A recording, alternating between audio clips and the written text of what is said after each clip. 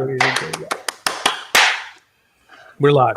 We're live. Thanks for joining another episode of Playing the Artist, a web show where me and my friend Alex talk about just that, being artists. Well, at least trying to be artists. I should quit saying that. I should quit saying trying to be artists, because we are, I guess, artists, because we're paying our rent and our food and our bills and stuff like that with essentially quote unquote art. That's true. I mean? So you should say a web show where we don't prepare for it and nobody listens to it. That would be more accurate. You bastard.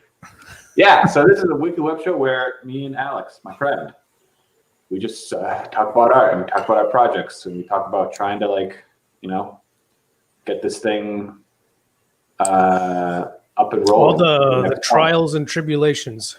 That go along with trying to appease your lizard brain 24/7 and do nothing but only what you want to do.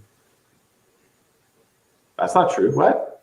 No, I feel a little bit like that. I feel like you're trying to just do the work you want to do because my lizard brain wants me to. That's not entirely true, because there's plenty of times where there's work where it's not fun and it has to be done because you have to like making a Kickstarter. There's things that I know that I'm going to dread. I feel like even those parts are still pretty fun to me. You don't know what you're talking about. Sure. I think when you do work that's not your own. If you please your lizard brain all the time, you get nothing finished. You would just have literally thousands of unfinished projects. Because your lizard brain gets distracted and it gets unmotivated and it gets frustrated and you're just like, I don't want to do this anymore. I want to do something else. Yeah. And you got to say, no, you can't. That's right. No, you cannot. So yeah, man. Off air, me and Alex were talking about this one thing. Don't worry, Alex, I'm not going to throw you under the bus. But it brought up a story that a conversation I had with my friend Sean Vogels, and he was saying that he kickstarts a lot of he backs a lot of Kickstarters, right? For minis and stuff like that. And he brought up a really interesting example. Well, he brought up an interesting idea where these Kickstarter companies these Kickstarters that you're backing a lot of times are so new. These companies are so new. You're essentially investing in the company. Sort of, but you don't really get anything out of it. Like if you really invest in a company and they do well, you get kind of richer a little bit. Well, if your Kickstarter does well, you just get your goodies. Not necessarily. Think about Tesla owners. They think they're like, I'm an investor technically because you're investing into the company with their product. Yeah, well, they're not. Yeah, they're. I guess but they don't make as much as people who actually invest in Tesla, which is a lot of money.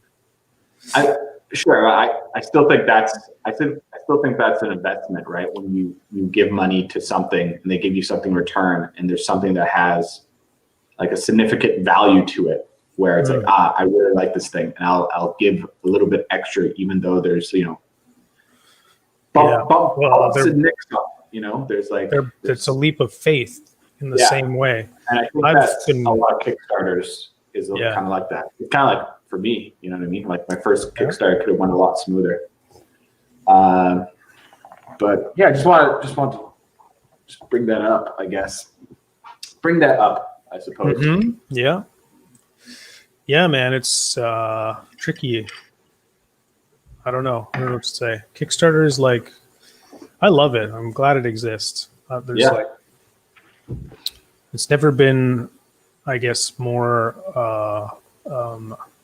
possible to just fund a creative endeavor and start something new.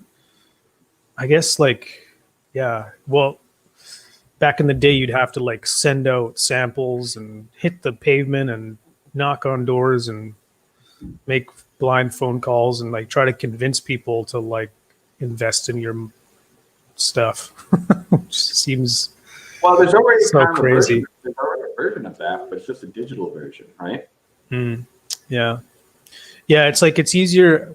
It's easier to convince 1,000 people to like support you in a tiny way than like one rich guy in a big way. So here we are. So here we are. Yeah.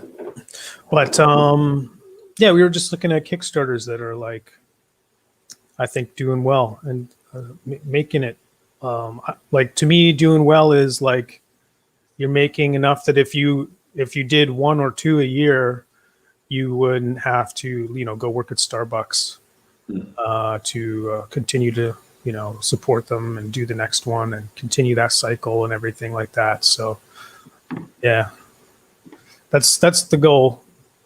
That would be nice. Yeah. But at the same time, there's something to be said for just getting your foot wet and getting your first one out the door and just doing it and not really being Failure. Yeah. Like doing a successful one. Yeah. If you do your first one and you fail, you don't get the full experience because you don't get that fulfillment side, which I think is a lot of work. This might even be, I don't know how much work compared to like the preparation versus fulfillment. What is more work? Well, in my case, I didn't know what I was doing, so it was kind of a hassle at the end there. And I wish I would have done more research, or like I just didn't understand properly, and I just didn't give enough attention to it. And I just, the only person I have to blame is myself. I just didn't pay attention enough to it. So, I kind of, quote unquote, could have did a better job in that field and fulfillment. And by better, I mean just like I could have got these models out a lot sooner, like at least like a week sooner. A week is nothing, dude. Like some people wait months, years. Almost everyone I've backed, I will say, your fulfillment happened faster than any Kickstarter I've ever backed. Yeah. So I wouldn't stress over a week. That's true. But the product was already done, right? Yeah. So I wanted to get it to my backers as soon as possible because I want them to print my work and enjoy my work. You were. I remember you debated between two different entities to fulfill your fulfillment. I guess. Well, I was going to use BackerKit, which is a fulfillment thing, but my mini factory at the last couple of weeks contacted me and then told me all the pros and cons. Well, to be honest, it was just pretty much pros. And I was just like, wow, it'd be stupid for me not to take their offer because BackerKit, I think they had a sign up service so I had to do some sort of sign up thing that would have cost $100. And then they would take, I didn't get up to it, but if you had over 500 backers, they take 50 cents off of each backer. So they would charge you 50 cents or something like that. That's American. So it's like 70 something cents on every backer.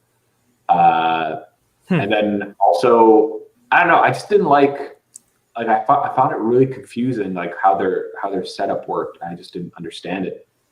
And,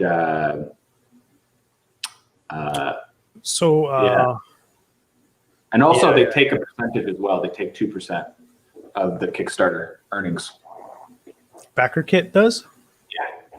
And My Mini Factory doesn't? They just take the zero. The My Mini Factory typical fees or whatever. Yeah, they just require a monthly prescription for for sign up to sell, and they only take 10% off of each sale. That's not, but that's not from the Kickstarter though. Yeah. So they don't touch any earnings from the Kickstarter, which is really nice. And they don't ask for money up front. They just ask for a prescription. Yeah.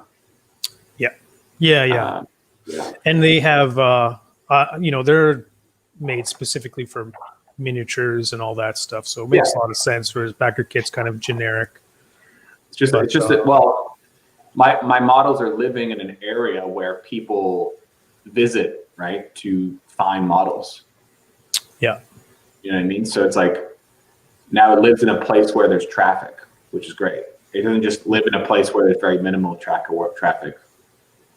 So yeah, it's just that's going to be my place for now. But I've said this before. Like I don't think. Well, who knows? Maybe. I want to do other things that are a little bit more challenging. Like I still want to do the Kickstarters because like the 3D printable Kickstarters because they're a way for me to make some money and also scratch that creative itch. But it'd be really interesting. I've said this before on the podcast. It'd be really interesting and fun, I think, to do stuff that's more on a physical release, like actual physical miniatures, or maybe down the line, I'll dedicate more time towards characters and do a Kickstarter that's just character based. Who knows, right? And I also want to do games and whatnot, like who knows, maybe a board game, or maybe, but what would be a lot easier would be a card game, Yeah. I totally. You're preaching to the choir, man. I love doing like a broad range of stuff. Yeah. But all I would, go like ahead. I have all these ideas and stuff like that, and I think my ideas are valid, and I think they're unique, and they can people will enjoy them. But there's one thing that's always missing, and that's money. So Money. Well, it's What do true. you need Like, money for? What do you need money for? first of all, you need to you need it for all your essential things, but like for most of the part, you need it for you need it to either buy time to invest in something, to like study something, you know what I mean? Or you need it to, prototype or test out, or, you know what I mean? Like if I want to do like I said, like if I want to do a more character driven Kickstarter. Yeah. And so I would need to invest more time in character stuff because I'm not good at it. I have my last character I made was back in college, and that was like, I don't know, probably like 7 years ago or like 6 years ago. You have time. I guarantee you have the time. Oh yeah. I'll have the time, but I still need to like invest some time, really, pushing,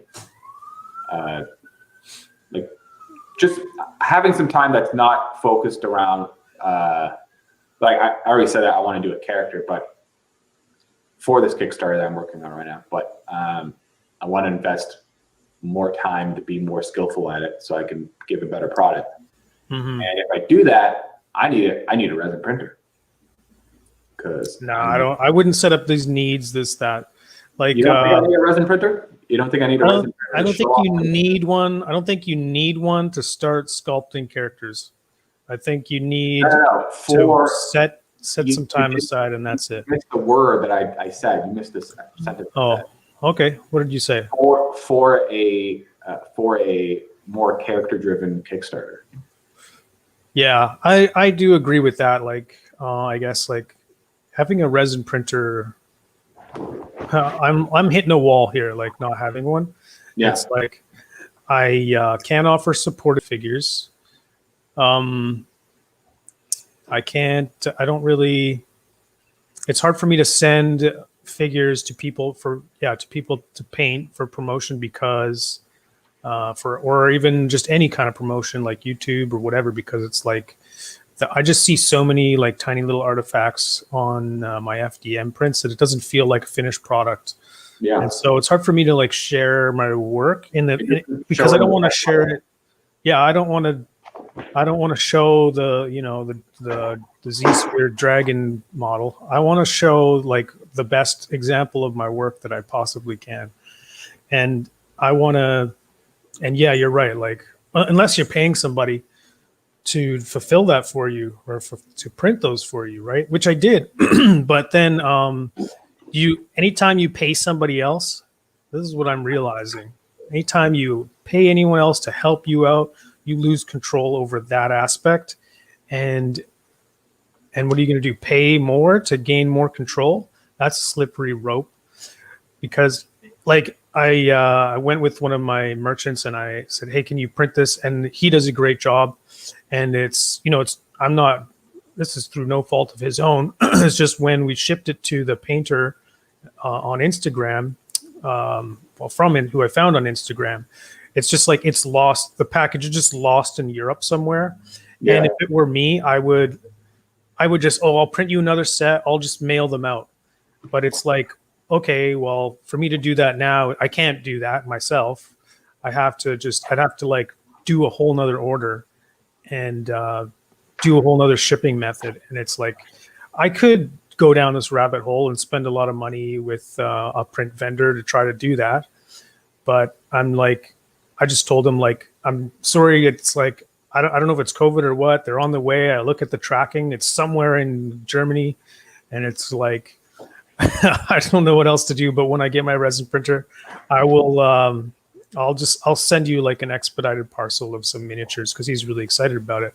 It's not like he paid for them or anything, but we did kind of have like a verbal like agreement, right? He was like, oh, I'll be happy to paint your work. And I was, happy to have him do that. That'd be great. It's kind of like it's a partnership, right? And so anyway, it's just like, I just losing that control is you don't realize it until it bites you in the butt a little bit. But also most importantly, like you can prototype, right? That's all I can do right now. Like with my FDM printer, all I can do is I can test, but I can't test for resin people. Like what's easy in FDM sometimes is difficult in resin. I've realized because like honestly, like my first figure had like holes behind the head, and in FDM it doesn't even matter. It just goes the layers, goes up, and it's just plastic. But in resin, like if you have a hole in your mesh, the resin pools in there and it doesn't cure, and it can be a mess. So my patients had to help me with that. And then you look like a big stupid. Yeah, right. Imagine if that was. Imagine if you had a Kickstarter and 10 out of 50 models had that problem. Then you'd have egg all over your face, right? Yeah, you'd look pretty, foolish. Yeah. So that's why I need a resin printer. But also, if I do get a resin printer, I don't think I'll be able to have it in this apartment. Or if I do, I would need it to get some sort of irrigation set up because it's ridiculous. Or I would have to actually, move to a decent apartment that doesn't have, that's not made out of wood. That's a concrete building. Because I'm sure people can. I don't know, because sometimes I've ran my 3D printer. It's loud, right? Yeah. And I do things to mitigate the noise where I put like these mats under where it 3D prints, so there's less kind of vibrations on the floor. But I don't know if that dims it to 100% where I'm not bothering anybody. Mm-hmm. So I have no idea, but I haven't got any complaints yet. So either they're just very tolerant and they're just too shy to come up here and tell me to shut the fuck up. I don't think it's that loud, is it?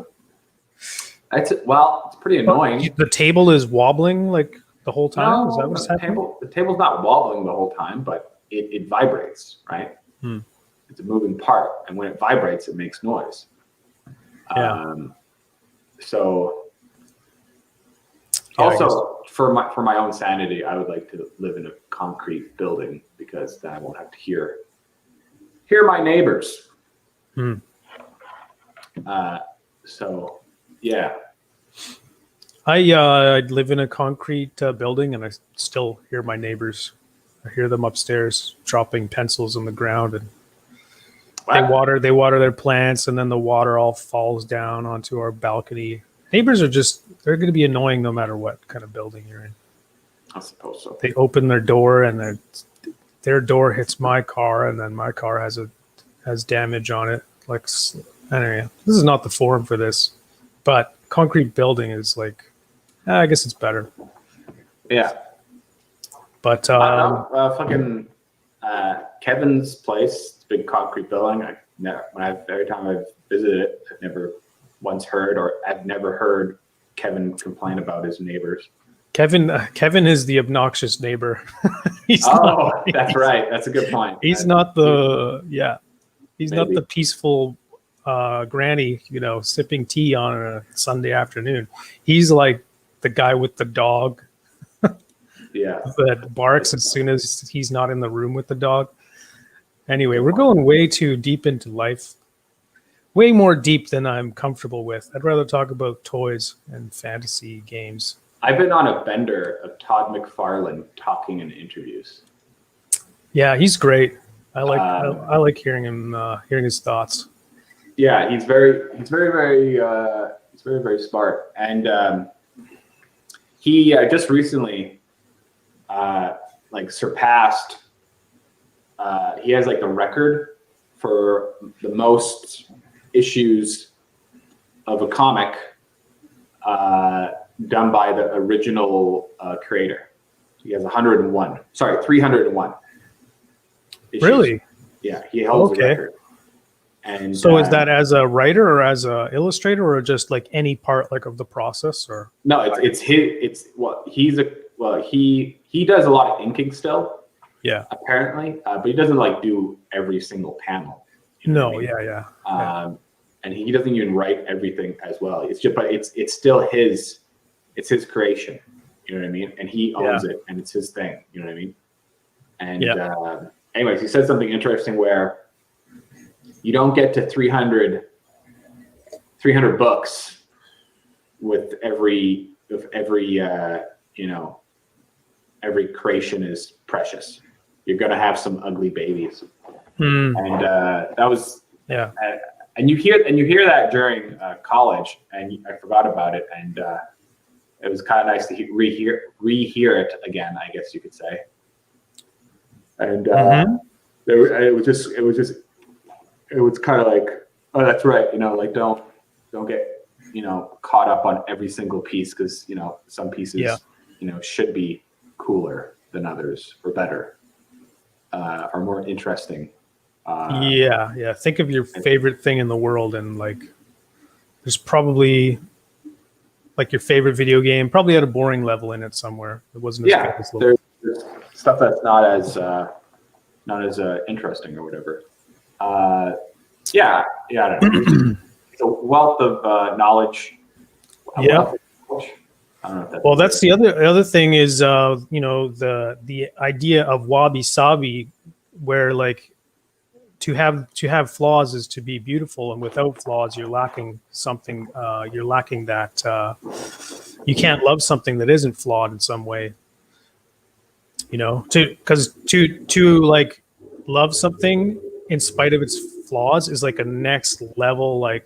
It's when people talk shit about Shenmue, and I'm like, shut up! You are not a real fan. Yeah, I don't care that Shenmue it's not 2. Shenmue 2 is a very precious game to me, and I know it has shitty controls, and people have stupid faces, they're polygon faces. Yeah, nobody blinks in the game. They're just like this. They're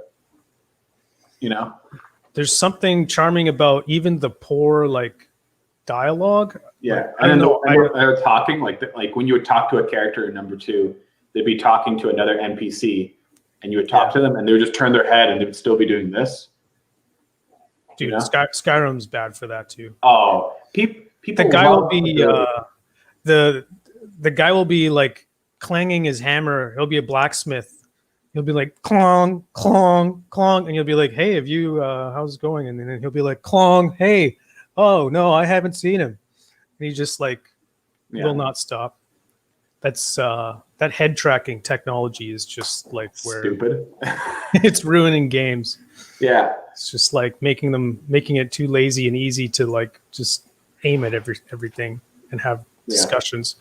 But and then you see games like Witcher 3, and they go, oh man, I forget who it was, but somebody made a video on the detail in Witcher 3. Yeah. And every NPC and character every like kind of like story driven character or like minor story character, they had something like 3 different idle poses, which is quite a bit for a game. And then they would have like transitions in between all 3 poses, right? But they needed an animation for the transition between like 1 and 2 and 1 and 3, you know what I mean? And then 2 and 1 and then 2 and 3. So they had all like, it's this big thing where it's like, there's this matrix of like complexity to just a guy standing there. Yeah. They have some crazy amount of animation in fucking The Witcher. Yeah, that's a crazy game. It's hard to believe it came out in this era. It's so huge. It's like developed as it's like on the scale of a AAA game, but with the like, I feel like I don't know how a big team could get that done unless you had sort of this indie mentality where you just do it. You don't really think about it too much. You just move ahead and do it because I think you're totally right. I think, well, what's his name? Todd McFarlane.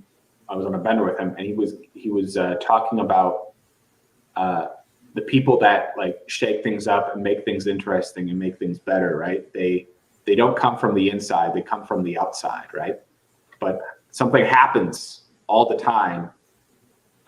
Is when these outside forces, these rebels, these people that are like, I'm going to do something different and better, and it's going to be a risk. And if it hits, I'm the smartest and biggest person in the world. If it doesn't, I'm just a fool. And at the end, you're George Lucas, and it's both. You're kind of both. But this is the thing, though. It gets so big. Those outside forces that get success, they get so big to some point where they start guarding the IP, or they start guarding this money ball, right? Because this thing that just keeps generating money, and they guard it. And they don't grow on it because like, oh, that's a risk. We could lose money. It is. Don't want to do that. That's and then right. What are those people called? Those fucking assholes. Gatekeepers, worst people in the world, saddest people in the world. Gatekeepers are like, no, can't do that because if you do this, this could do this, blah, blah, blah. And there's this ecosystem that they're trying to hang on. However, for the ecosystem to like flourish and change and make something brand new and better, it has to kind of like take that inherent risk. That's right. To inherit the success, right? But however, you'll inherit the failures as well. And CG Project Red, I think, is that next kind of wave. You know what I mean? Because like, remember when people were like, Bethesda games were amazing. Bethesda games are so cool and stuff like that. And then CG Project Red comes around, and they're like, yeah, all that shit is stupid and dumb. And you look at Fallout 4. Fallout 4 and Witcher 3. And you're just like, oh, is Fallout 4 made in 2010? You know what I mean? It's pretty brutal, like animation wise, like story wise, character development, the fucking what's it called again? The voice acting and just everything is very clunky looking and just looks very the same. Like they didn't change anything, you know what I mean? Like it still feels like a Fallout game, which is not good because the Fallout game has Fallout 4 and Fallout 3 are still pretty much the same game with a little bit of graphics. They are, but like there's better graphics or whatever, but like Fallout 3 just at its essence is so much more like engaging. And it's hard to put your finger on why that is. Like I could go on a rant a little bit about it, like what I feel makes it a lot better. But it's like, but I wonder if like Fallout 3 was aiming or like was taking inspiration from Fallout 2, but then Fallout 4 is taking inspiration from Fallout 3, which is like, a deviation like of a deviation. Yeah, it's like a not distilled, but like a filter. It's the opposite of that. Yeah, it's like an echo. It's like echo game or one of those telephone game a little bit. Of Fallout. That's an interesting point. Starting to get lost a little bit, and I don't know. But anyway, But That's a good point. I like that. Mark Brown made a video about Western RPGs and JRPGs, and he was saying like why in games there's that definition. No one says a Western shooter and a Western FPS shooter, and a FPS shooter. You know what I mean? Like there's not that distinction. Or like a Western puzzle game and a Japanese puzzle game. Yeah, and, so true. And it has to revolve around. We're back to tabletop D&D, where when they were making D&D, there was all these people that really loved it. Sorry, when D&D was really popular, there was all these dorks, these nerds, are people, programmers. They really loved, D&D, and like, why can't we just shove this in a computer somehow? You know what I mean? So they made that, and then somehow that got really popular in Japan, and like it became really like in the early 80s, it became a really popular thing to have Western PC games. Like it was like the cool thing to have. And I was wondering how like all the sort of European kind of knights and whatever like that at some point that like permeated into Japanese game development, because all the JRPGs are really like European looking in a way. Yeah, for sure. And that came from games called Ultima, and I think it's like there's two games that are really popular in Japan. It was like Ultima and this other, I think it was called Wizardry. Yeah, Wizardry or something like that. And they were really popular. And however, though, it kind of got like not lost in translation, but it was like a distilled version of it. Like it's, imagine, I don't know, here in North America, people make hamburgers, right? But I'm pretty sure, like, I bet in Japan, they probably like have their own take on a hamburger. I'm sure they do. They're like, oh, let's make this, a little bit more us, probably right? Smaller. Yeah. Maybe. Packaged much better. Probably nicer looking. Maybe. Yeah. I don't know. That's not true. There's plenty of places in North America that make awesome hamburgers. Yeah. But anyways.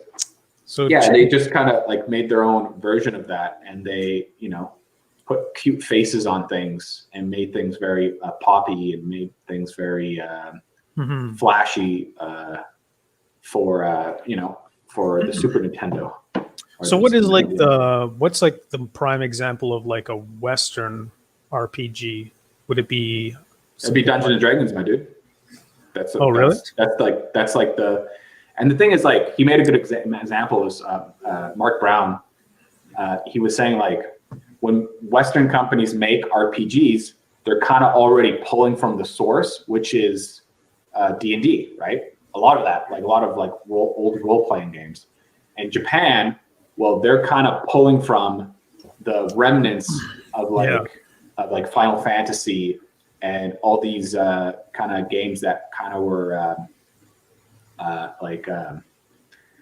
what's the word I'm looking for? Like siphoned, essentially. Like it was like almost like what are those micro brews? You know what I'm talking about? Where they distilled, filtered? Yeah, distilled. It was like distilled. It was a distilled version. You know what I mean? Like Japan took D&D and they like distilled what they were like thought and looked at it, and then it became a completely different thing.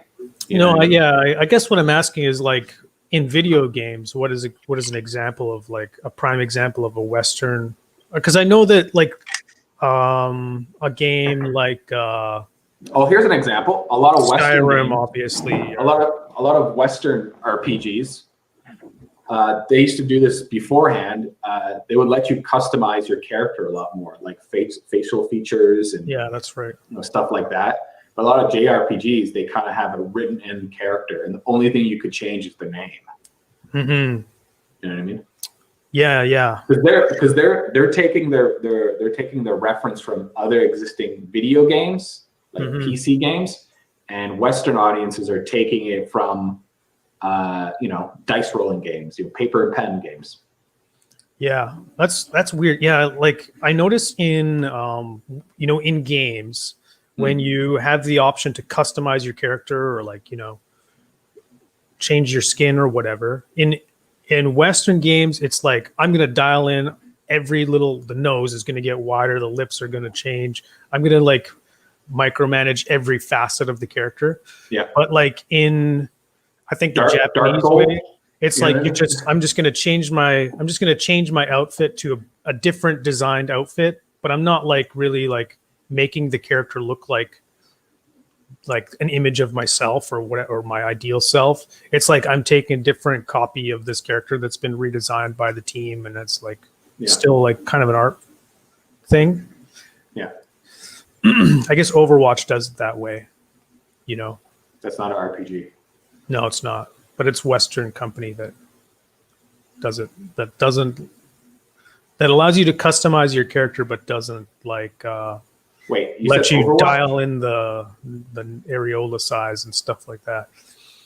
Wait, well, not really. It just has skins. Mm-hmm. Yeah, like skins. But that's a completely different game. Like it's not Yeah. a narration game. It's like it's a first person shooter, a MOBA. Yeah. You know what I mean? It's not a game where you're like going on an adventure and you start getting attached to this character and you start understanding like what's the story behind this thing and why you should be invested. Mm-hmm. You know, Overwatch is like, I press the button and the guy dies. Yeah. I guess maybe I should have like that sort of came from like League of Legends, which is like a weird offshoot of an RPG. I guess it's not really an offshoot of an RPG, but no, it was from a mod from World of Warcraft. Yeah. Sorry, Warcraft, not World of Warcraft. Warcraft 3 would be example. Yeah, Warcraft 3. But it's like in that, I guess, sort of MMO. What the hell is happening down there? Yeah, it's going crazy. Is that your camera? It's probably you. Yeah, hit it. I think you just got to hit it harder. Oh, you fixed it. Anyway, so here we are. Here we are talking about Western RPGs. Yes. So, what do you have planned for this week, my dude? I got to finish my release off. I'm on track to do so, which is why I made it to the show this week.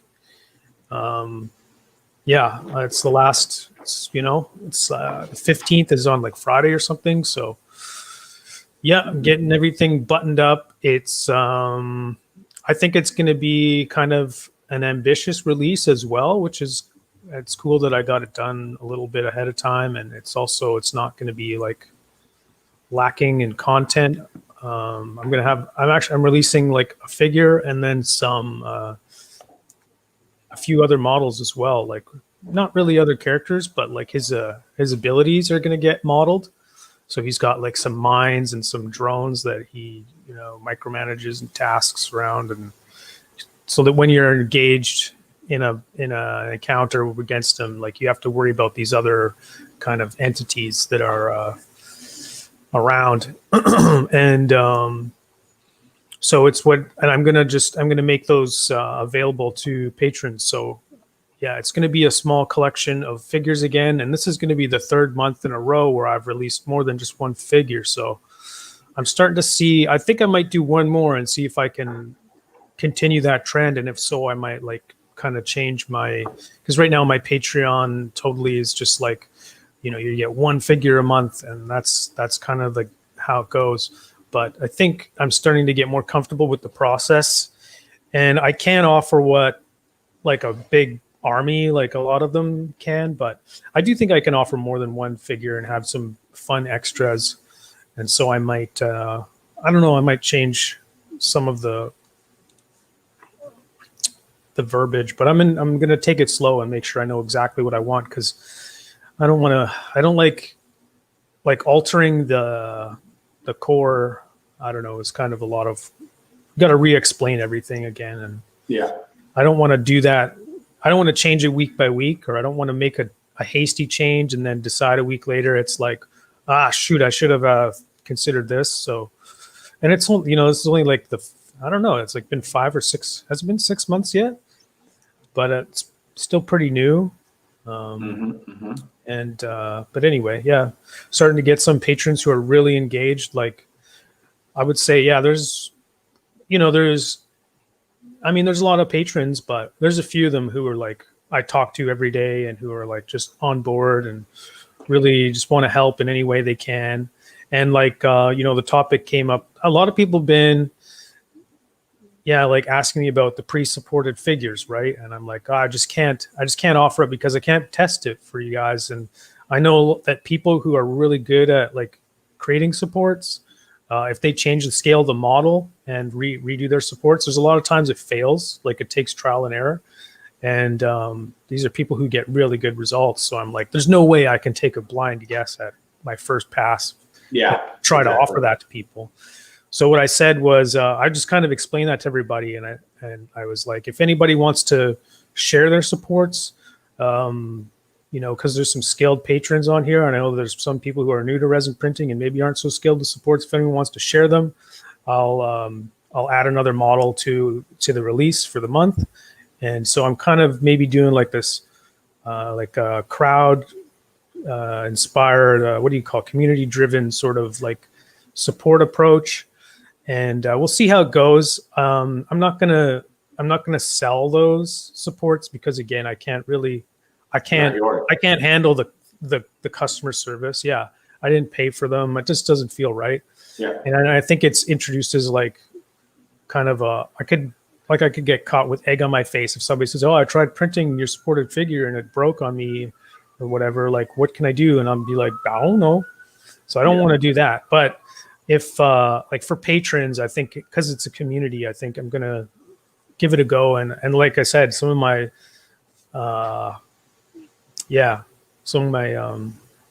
more engaged, like really dedicated patrons who are just awesome fellows are so on board and kind of like reaching out to me. Like this wasn't really my idea even. It was like just from people saying, well, one guy came, he offered to do it, and for like a business arrangement, and I just had to say no because again, about like I didn't want to make him responsible for all of my supports going forward, because it just doesn't seem like I can't just ask him to just, hey, can you just do this for me, even if I don't know. Anyway, it's like I was talking about earlier. It's like losing that sort of the onus on myself, right?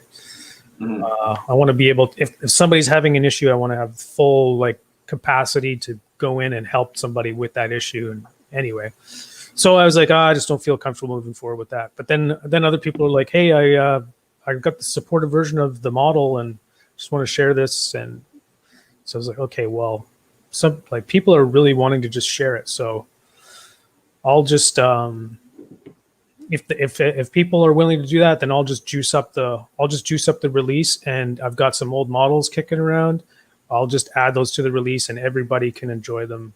If a few people want to be generous with their files that they're printing. So that's where I'm at, and we're going to try that out this week. I'm just print testing the release right now, and I mean for FDM, which I mean I at least want to try. I at least want to test it in FDM. But you do kind of see, you do get a sense of like whether things are too thin or whatever. So it's at least that's all I can at least do that part first. But I'm going to give that a go, and then yeah, and then we'll take it from there. Okay. That's my that's what I'm up to. That's what's been on my mind, I guess, with work. Good. You just quietly digested all that. Yeah, no, that's good. How about yourself? What are you working on lately? Nothing. Yeah. You made this big, massive, giant archway that looks like it's a foot and a half tall or something. Yeah, I need to 3D print that. I got to start 3D printing stuff. Just trucking away, making models. Oh, here's the thing I want to really try to shoot for. So it's going to take more time, but I think it will be really good for me, is starting a mailing list. Dude, yeah, that'd be I'm be so down to hear how that goes, because like Yeah. we talk about it like almost every week, and neither of us ever do it. Yeah. And I'm just not sure how to do it, or Well, there's plenty of videos. Like I was watching a video not too long ago, and I found a video. Excuse me. I found a video on MailChimp, Mhm. and it's a 40-minute long video. So it's like an actual like proper breakdown, I guess, of like how do you like use it and stuff like that. Yeah. And there's already like some stuff that I found this kind of interesting that I didn't know that was an option. Was you can tag people on the people that sign up, right? So let's say I have a mailing list, right? And you can tag the people that respond to certain kind of to the mail. Like you can tag them either, you know, like this type of person or this type of person or this or whatever, right? So if you're, let's say I have a fantasy tag and I have a sci-fi tag, and I release a model out for fantasy, and it's like, oh, join my my mailing list and you get a free model, right? And it's a fantasy based model, and then everybody that clicks on that and you know clicks and signs up and gets the model or whatever, I'll tag them as fantasy, right?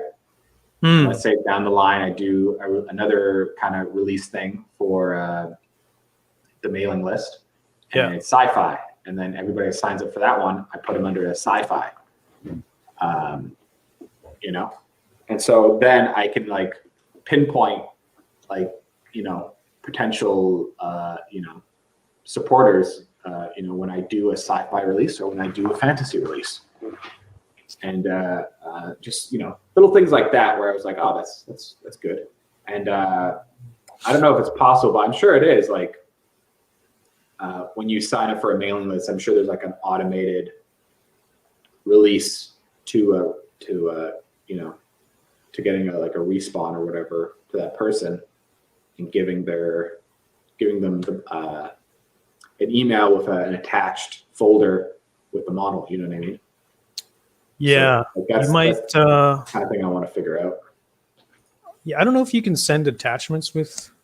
I guess it's email. Who knows? I guess maybe no, you can. If you want? Yeah. No, you can, because I researched, and this one girl was talking about where she was giving a free PDF on like these like makeup tutorials or whatever. Oh, okay.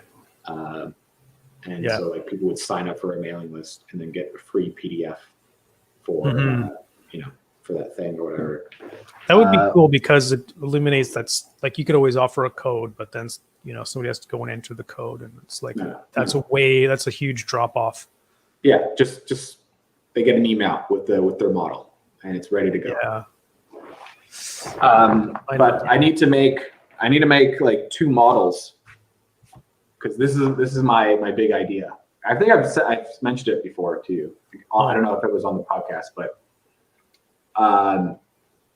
I make a release for Thingiverse and My Mini Factory. It's a free release, and it's a cool model. It'll be very closely themed to my Kickstarter that I'm working on right now.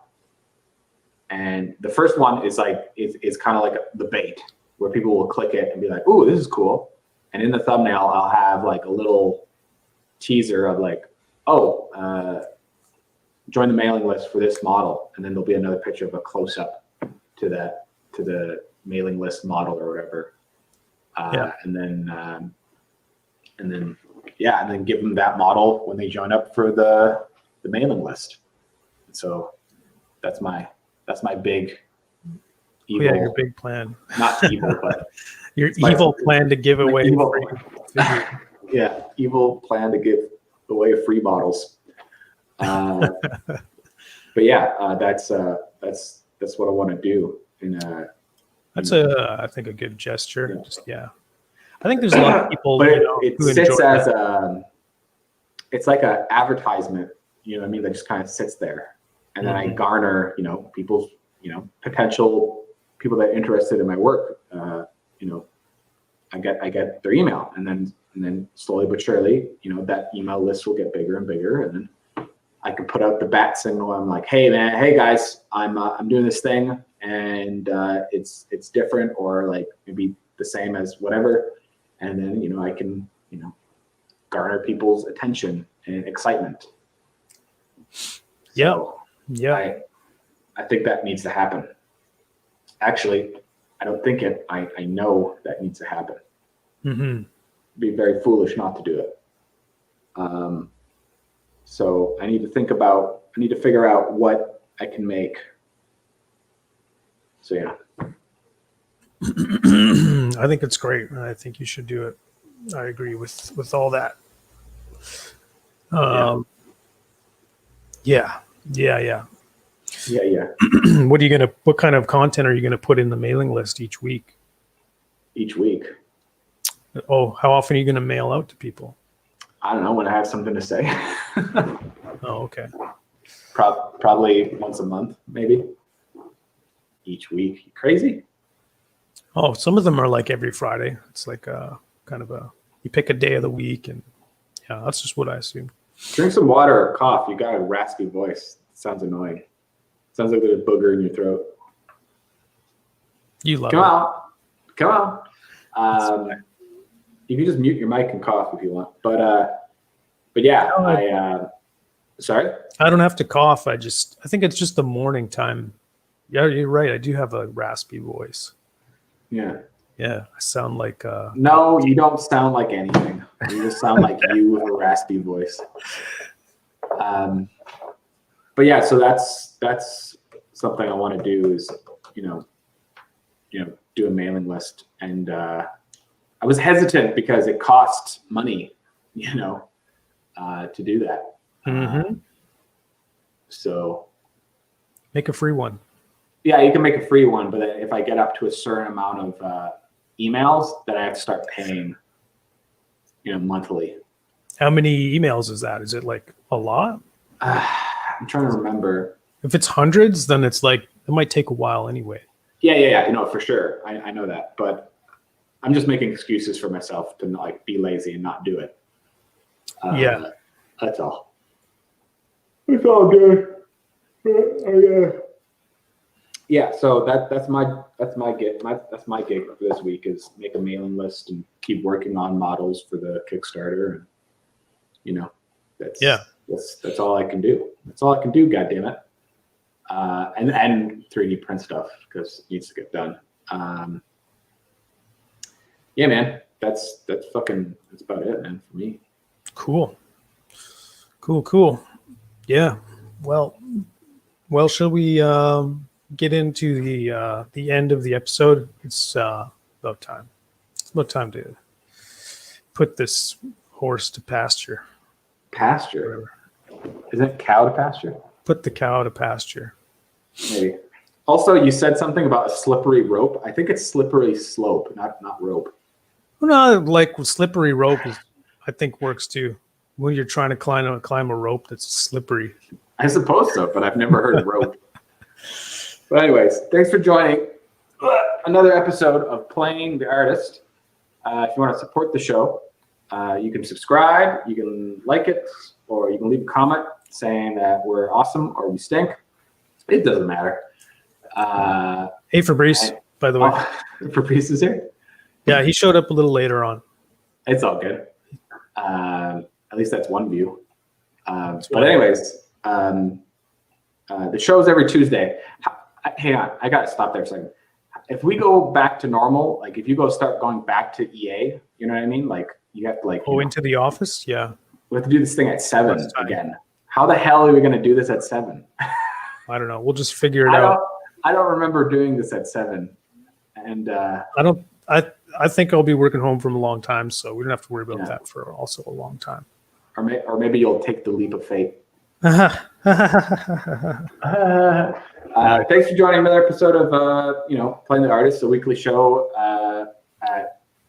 that starts every Tuesday at 8:00 Pacific time. I already said how you can help us out on the show. Subscribe, like, comment, all that jazz. And Alex, Yes, Where sir. can we find you? Tiger Skull RPG on Instagram, Facebook, Patreon, probably some other places too. All right then. All one word, all the time. Yeah. All right then. Yeah, you can find me at Forbidden Prints. You can find me on the Instagrams, the tweets, or if you're a hobbyist for 3D printing, you can go to My Mini Factory or Thingiverse to get some free models and print them yourself. But anyways, Alex, you have a good one. My apartment's a mess. I gotta clean it up. Looks the same as it always does. Of course, because it's only this part and that's it. And I just clean everything around this cube. Everything else is super dirty if I turn the camera. Anyways. Yeah, fair enough. Okay. Well, have a good day. Enjoy your cleaning, and we'll catch you next Tuesday. Yeah. See you, bud.